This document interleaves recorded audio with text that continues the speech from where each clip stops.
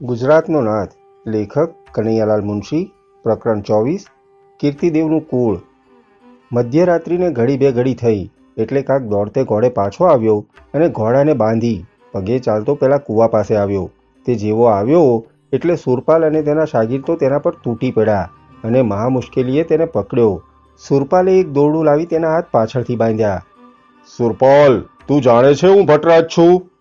ભલે ને મોટો રાજા હોય. કોના હુકમથી પકડે છે? મુંજાલ મહેતાના. હે, તે અહીંયા છે? હા, અપાસરામાં. મને તેની પાસે લઈ જા. હું તે જ કરું છું, કહી ઝપાટાબંધ સુરપાલ તેને ભોંયરામાં લઈ ગયો. સુરપાલની મશાલનું તેજ દેખી અડધા ઉઘાડા બારણામાં પેલું ભયંકર યુદ્ધ જોઈ રહેલી મંજરી ખસી અને ખૂણામાં લપાઈ ગઈ. કાકના ગયા પછી ક્યાં સુધી તે વાટ જોતી બેઠી. જેમ પણ જતી ગઈ તેમ તેની ચિંતા વધતી ગઈ. તેને લાગ્યું કે કાક જેવા અપ્રિતમ વીરની અણમોલી જિંદગીને તેણે અને કીર્તિદેવે નકામી જોખમમાં નાખી હતી અને જેમ મોડું થતું ગયું તેમ તેનું હૃદય અધીરું બન્યું. તે અધીરા હૃદયે કાકના પરાક્રમો અને તેણે કરેલી તેની સેવાનું સ્મરણ કરાવ્યું. તે મધ્યરાત્રિના ગંભીર ભયંકર વાતાવરણમાં તેની ઉત્તેજિત થયેલી કલ્પના શક્તિએ કાકની છબીમાં અનેક રંગ પૂર્યા. જે શ્લોકથી તેણે કીર્તિદેવને કાકનું ઓળખાણ આપ્યું હતું તે યાદ આવ્યા અને તે ખરા છે કે કેમ તે જોવા તેને ગૂંજવા લાગી અને તેમાં કહેલું વર્ણન આછું નીરસ લાગ્યું. તેણે કાવ્યો અને ઇતિહાસમાં આલેખાયેલા વીરોનું સ્મરણ કર્યું. તેમના જેવો તેથી પણ ચડિયાતો કાક લાગ્યો અને તે બધા તો કાલ્પનિક હતા. અને આ તો સૌભાગ્યનાથો મમ, તે બબડી. બારણું ખખડ્યું અને આ રસભરી વિચારમાળા તૂટી. અત્યારે સુરપાલ ચમકી, ગભરાઈ અને વાટ જોતી ઊભી, પણ કોઈ આવ્યું નહીં. ઉલટું બારણું ઉગાડું રહ્યું. શું થયું તેનો સ્પષ્ટ ખ્યાલ આવ્યો પણ નહીં. કોઈ મોટી પીડા માથે આવી પડી હોય તેમ તેનું હૃદય ખિન્ન થઈ ગયું. તેણે ઘડીમાં બારણા સામે, ઘડીમાં જાળી તરફ જોવા માંડ્યું. એકદમ પાસેની ઓરડીમાં જુસ્સાભેર થતો સંવાદ બારણામાંથી તેમજ કૂવામાંથી પડઘા રૂપે સંભળાયો. તે ઘણી જ ગભરાઈ, પણ જેમ સંવાદ આગળ ચાલ્યો તેના અસ્પષ્ટ શબ્દો કાને પડવા લાગ્યા તેમ તેને હિંમત આવી અને બારણું ઉગાડી બહાર નીકળી. પાસેની ઓરડીના અડધા ઉગાડા બારણામાંથી મુંજાલને કીર્તિદેવનો સંવાદ સાંભળી તે દિંગ બની ગઈ. જ્યારે દ્વંદ્વયુદ્ધ શરૂ થયું ત્યારે તેનું હૃદય કંપી ઉઠ્યું. તેને પાછા જવાનું મન થયું, પણ ડરને લીધે તેના પગ ઉપડ્યા નહીં. એટલામાં સુરપાલની મશાલનું અજવાળું જોયું અને તે ખૂણામાં લપાઈ ગઈ. સુરપાલની સાથે કેદી બનેલા કાકને જોઈ તેના હોશકોશ ઉડી ગયા. તે બધું સમજી. તેમનું કાવતરું ઝલાઈ ગયું. કાક પકડાઈ ગયો. બહાર નીકળવાની આશા નષ્ટ થઈ. વખત છે ને કાકને દેહાંત શિક્ષા થશે. તેને લીધે કાકે આટલું જોખમ ખેડ્યું. તેને લીધે આવો મહારથી આમ જીવથી જાય. તેને કાકની સામે જોયું. બાંધેલા હાથે પણ તે ટટ્ટાર સગર્વ ચાલતો હતો. તેને ગળેથી લોહી વહેતું હતું. તેના કેશ વિખરાઈ મોઢા પર પડ્યા હતા. તેની આંખો બે તારાની માફક ચમકતી હતી. તેનું મોઢું ભયંકર દ્રઢતામાં બીડાયેલું હતું. કાકનું આ મુખ તેના હૃદયમાં કોતરાઈ ગયું. સુરપાલે ઓરડીનું બારણું ઉગાડ્યું કે કાક છલાંગ મારી અંદર ગયો અને તેણે ખબરદાર ની ગર્જના કરી. કીર્તિદેવનું લોહી રેડવા તલસી રહેલા મુંજાલને કાને આ ગર્જના જતા તેણે પાછળ જોયું અને કાકને જોઈ તેના ક્રોધાગ્નિમાં ઘી ઉમાયું. તેની નસે નસમાં તોફાન જામ્યું. પણ સત્તા અને ગૌરવનો અવતાર ગણાતો મહાઅમત્ય આ પળે ગૌરવ વિસર્યો નહીં. તે ધીમેથી સ્વસ્થતા રાખી કીર્તિદેવ પરથી ઉઠ્યો અને કહ્યું, સુરપાલ, આ હરામખોરને પકડ. એ ધારે છે કે મુંજાલને માત કરવો એ રમત વાત છે. સુરપાલે પોતાની મશાલ ભીતે ટેકવીને મૂકી અને આવીને કીર્તિદેવને પકડ્યો. અડધા ઉગાડા બારણામાંથી મંજરી મુંજાલનું ક્રોધથી જ્વલંત બની રહેલું મુખ જોઈ રહી. તેના પણ વાળ કપાળ પર વિખરાઈ ગયા હતા. તેની વિશાળ આંખો લાલચોળ થઈ હતી. મુંજાલ કાક તરફ ફેર્યો. તું પણ આવ્યો? મેઘગર્જના સમા ચિત્તભેદક અવાજે મુંજાલે પૂછ્યું. હા, અને વખતસર જ. પાટણના મહામત્ય આમ મારાની માફક મધ્યરાત્રે લોકોના ખૂન કરતા ક્યારથી શીખ્યા? કાક હસ્યો. મુંજાલના નેત્રો ફાટી ગયા. તે એક ડગલું આગળ આવ્યો.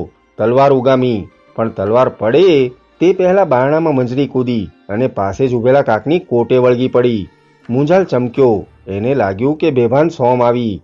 તેણે તલવાર પાછી ખેંચી લીધી અને ધ્યાનપૂર્વક જોયું. કોણ છે તું?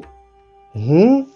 ગર્વથી માથું ઊંચું કરી મંજરીએ સ્પષ્ટ રીતે કહ્યું. મોરના કેકારવ સમો તેનો સુમધુર અવાજ ટહુકી રહ્યો.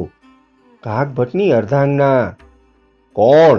કવિ કુલ શિરોમણીની છોકરી? તું અહીંયા ક્યાંથી? મુંજાલે વિસ્મય પામી પૂછ્યું. મારા સૌભાગ્યનાથની સાથે. મંજરી કાકને વળગી રહી.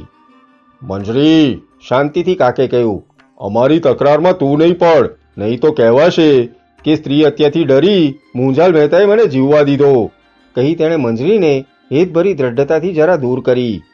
જે બ્રહ્મ હત્યાથી નહીં ડરે તેને સ્ત્રી હત્યા શી વિષાત્મા? તિરસ્કારથી કીર્તિદેવ, જેના હાથ સુરપાલે બાંધ્યા હતા, તે બોલ્યો, મુંજાલ મહેતા, એને શું મારો છો? એણે શો ગુનો કર્યો છે? ગુનો તો મેં કર્યો છે. કંઈ પણ જવાબ આપ્યા વિના મુંજાલે એના તરફ પીઠ ફેરવી અને કાકને દાંત પીસી કહ્યું, મારો રાજકેદી તારે નસાડવો હતો કેમ? હું રાજકેદીને ઓળખતો નથી. મારી સ્ત્રીને અહીંયા કેદ કરી છે, મારા મિત્રને અહીંયા કેદ કર્યો છે. તેમને છોડાવવા એવું મારો ધર્મ સમજુ છું.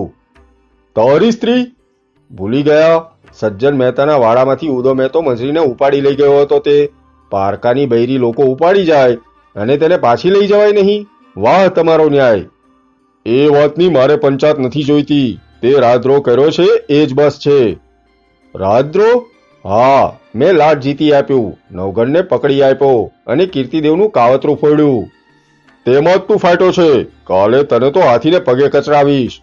કચરાવો તમારી મગદૂર હોય તો. તમે હજુ મને ઓળખ્યો નહીં. મને હાથીને પગે કચરાવો, પછી જુઓ, કાલે મંડલેશ્વર તમારા દુશ્મન થશે. પાટણમાં વસેલા લાટના 1000 સુભટો બહારવટું લેશે ને લાટ જીતું અણજીતું થઈ જશે. છોકરો, તું કોને ડરાવે છે? તમે તે કોણ થયા કે ન ડરો?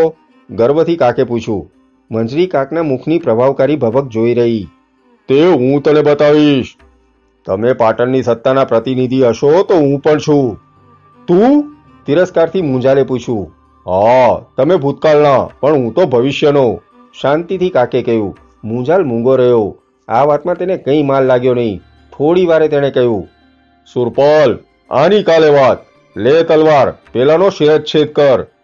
સુરપાલ આગળ આવ્યો અને તલવાર લેવા હાથ આગળ ધર્યો. કાક વચ્ચે આવ્યો. ખબરદાર! ચૂપ રહે! ગુસ્સામાં મુંજાલે ગર્જના કરી. શા માટે? એ અવંતીનો સંધિ વિગ્રહક છે. એનો દેહ પવિત્ર છે. એ કાવતરાબાજનો દેહ પવિત્ર? લે સુરપાલ!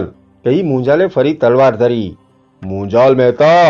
સુરપાલે તલવાર લીધી. ગર્વમાં માથું ઊંચું રાખી કીર્તિદેવ તલવારના ઝાટકાની રાહ જોતો હતો. સુરપાલ, કાકે કહ્યું, એક પળ સબૂર કર. મારે કીર્તિદેવને 2 બોલ કહેવા છે. સુરપાલે મુંજાલ સામે જોયું અને મંત્રીએ મોટી નજરથી આ કહી એટલે તે થોભ્યો. કીર્તિદેવજી, હું કાળભૈરવ પાસે જઈ આવ્યો. કીર્તિદેવના મુખ પર તેજ છાયું. તેની આંખોમાં અમી આવ્યું. મારું કુળ ક્યું? મારા પિતા કોણ? આતુરતાથી કીર્તિદેવે પૂછ્યું. જરા કસી કાકે તિરસ્કારની એક નજર મુંજાલ પર નાખીને કહ્યું, કીર્તિદેવજી, તમે બાળક હતા ત્યારે તમને સજ્જન મહેતાએ નબાપા તરીકે જાત્રાએ આવેલા સેનાપતિ ઉબકને સોંપ્યા હતા નહીં? મુંજાલે કાન ફફડાવ્યા. તે ધ્યાનથી સાંભળી રહ્યો. હા, એ તો મેં તમને વાત કરી હતી. સજ્જન મહેતા તમારા કોઈ સગા હોય એમ લાગે છે નહીં? મને વહેમ છે, અધીરાઈથી કીર્તિદેવે કહ્યું. કીર્તિદેવજી, મોટે અવાજે કાકે કહ્યું, ત્યારે તમારા પિતાનું નામ જાણવાની ઉત્સુકતા છોડી દો. કેમ? કાળભૈરવે નહીં કીધું? ના, કહ્યું છે, પણ મરણની અણીએ પિતાનું નામ જાણવાથી તમારું નિષ્કલંક જીવન કલંકિત થશે. હે? નિસ્તેજ બની કીર્તિદેવે કહ્યું. હા. કાકે મુંજાલ તરફ વિજય દર્શક નજરે જોતા કહ્યું, દ્વિજ છું? કુળ કેવું છે? નિરાશાભર્યા અવાજે કીર્તિદેવે પૂછ્યું. કુળ પ્રગવાટ છે. તેની નામના 9 ખંડે પ્રસરે છે. તમારા પિતા છે સુવિખ્યાત, પણ બૈરી મારી, બહેન મારી, પુત્રને મારવા તલસી રહે એવા છે. કાક હસીને મુંજાલ તરફ ફેર્યો. સુરપાલ, હવે શિરચ્છેદ કર. પ્રકરણ 25. કીર્તિદેવનો પિતા. મુંજાલ આ વાતચીત સાંભળી દિંગ થઈ ગયો. તેના મોઢા પરથી ગુસ્સો અને સખ્તાઈ જતા રહ્યા. મધ્યાહનના ભભૂકતા ગગનમાં વાદળ છાઈ આવે તેમ તેના મુખ પર ને આંખમાં વેદના છવાઈ ગઈ. તેના કપાળે પરસેવો થયો. તે એકથી બીજા સામે જોઈ રહ્યો. સુરપાલ, સબૂર કર, એણે એકદમ કહ્યું. કાક, તું કોની વાત કરે છે? કાક કઠોર રીતે હસ્યો. કીર્તિદેવનો શિરચ્છેદ કરો, પછી કહું. એ બિચારાનું નિષ્કલંક મન નાહકનું અપવિત્ર થશે. મુંજાલા ઘાથી ફિક્કો પડ્યો.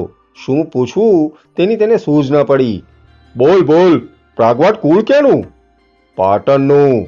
મુંજાલ ગૂંચવાઈ કીર્તિદેવ તરફ ફેર્યો.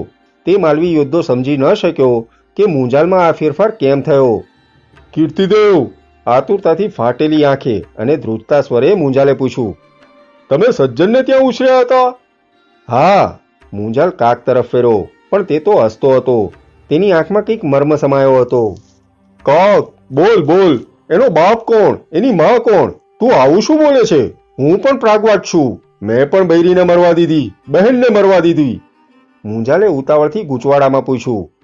કીર્તિદેવની માનું નામ શું? તેનો અવાજ રડવા જેવો થઈ ગયો હતો. બીજું શું હોય, ફૂલકુંવરબા, હસીને કાકે કહ્યું. એક ફાળ ભરી મુંજાલ કીર્તિદેવને ભેટી પડ્યો. તેની આંખમાંથી ચોધાર આંસુ પડ્યા. તેણે રડતે અવાજે કહ્યું, મારા દીકરા. કીર્તિદેવ સમજો. તેના મુખ પર નૂર આવ્યું. પિતાજી. સુરપાલ, શિરછેદ તો આગો રહ્યો, પણ બંધન છેદ તો કર, કાકે કહ્યું. સુરપાલે કીર્તિદેવના બંધન કાપી નાખ્યા. દરેકની આંખમાંથી ચોધાર આંસુ પડવા માંડ્યા અને વૃદ્ધ સુરપાલે મર્યાદા છોડી જોરથી નાક છીંકવા માંડ્યું. થોડી વારે મુંજાલ અને કીર્તિદેવ છૂટા પડ્યા અને બંનેએ આંખો લૂછી. મુંજાલે સ્વસ્થતા મેળવી આસપાસ જોયું અને જરા હસીને કહ્યું, મને આટલા વર્ષ એમ જ થયા કરતું હતું કે તું જીવે છે.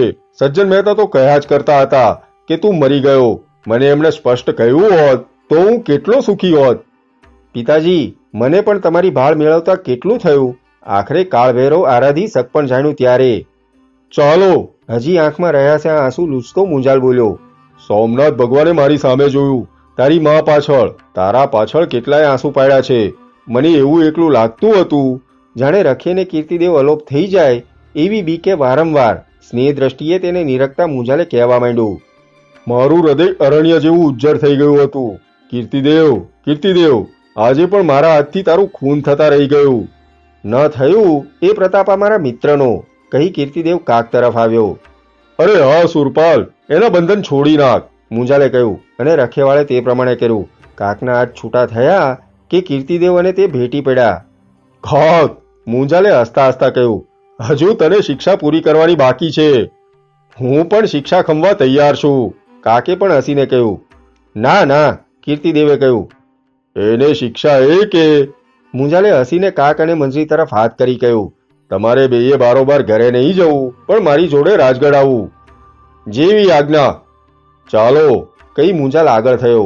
એક એકી મશાલ સુરપાલ અને કાકે લીધી અને બધા ઉપર આવ્યા. જાણે રખેને કીર્તિદેવનો પુત્ર મટી જાય એમ મુંજાલ તેના ખભા પર હાથ મૂકી ચાલતો હતો. કાક, મુંજાલે કહ્યું, તારું કામ હવે વધારે મુશ્કેલ થયું. મારું કામ? હા, જુનાગઢ જવાનું. પણ હું તો કહેતી છું, જરા ટોળમાં કાકે કહ્યું. ભૂલી ગયો, તું તો પાટણની સત્તાનો પ્રતિનિધિ છે. મુંજાલે પણ હસતા હસતા જવાબ આપ્યો. જેને આપણે પાટણમાં રાખવા ધારતા હતા તે નાઠો. હે? કાકે ચકિત થઈ પૂછ્યું. હા, સાથે સજ્જન મહેતાની છોકરીને પણ ઉપાડી જતો હતો. કોણ, સોમ? કીર્તિદેવે પૂછ્યું. હા, પણ સદભાગ્યે એ તો આ પડી, કહી મુંજાલે સોમ કેમ ઘાયલ થઈ તેનો વૃતાંત કહ્યો. થોડી વારે એક ખાટલામાં સોમને ઊંચકી બધા નીકળ્યા અને પાટણ આવ્યા. શ્રીમાલી દરવાજેથી કાક પોતાનો ઘોડો લઈ સજ્જન મહેતાને તેડવા ગયો અને બાકીના બધા રાજગઢ આવ્યા. કાક સજ્જન મહેતાને તેડી આવ્યો અને સાથે સાથે ઉદા મહેતાને દધીસ્થલીથી પાછા લઈ આવવા પોતાના એક માણસને દોડતી સાંઠણીએ મોકલ્યો. પ્રકરણ 26. મંજરીની મેળી. સજ્જન મહેતા આવી પહોંચ્યા અને તેણે બધી વાત કરી. જુવાનીના મદથી વહેમથી ઉશ્કેરાઈ મુંજાલે ફૂલકુંવરને ત્યાગી હતી. હેતાળ ફૂલકુંવર પોતાના ફૂલ જેવા છોકરાને લઈ ભાઈને ઘેર જઈ રહી. સજ્જન બહેન ભાણેજને સોરઠ લઈ ગયો અને ઉગતા અમાત્યનો તાપ કેમે કરી સયો. એ બધા સોરઠમાં હતા ત્યારે છોકરાને ઉપાડી લઈ જવા મુંજાલે ઘણી મહેનત કરી, પણ સજ્જનની સાવચેતીથી તે બન્યું નહીં. મુંજાલને છોકરો તેની માથી જુદો રાખવો હતો. સજ્જને અને ફૂલકુંવરે ધાર્યું કે મા પરનો કોપ દીકરાને ઠાર કરી કાઢવા મંત્રી છોકરો લઈ જવા માંગતા હતા. આ ગેરસમજ દિવસે દિવસે વધતી ગઈ. વિરહ દુઃખે પીડાઈ ફૂલકુંવર આખરે સ્વધામ ગઈ અને દીકરો સંતાડી રાખવાનું વચન ભાઈ પાસેથી લીધું.